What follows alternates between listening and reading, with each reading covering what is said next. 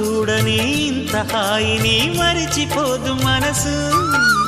ఒదిగి ఉండి నీ వాకిటిలో బదులు కోరి నే నిలుచున్నా.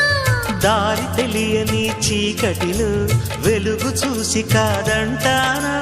ఊరించి ఇది ఏ మాసం? ప్రేమించే ప్రతి గుండెను అందెల సందడి చేసే హేమంతం ఇది.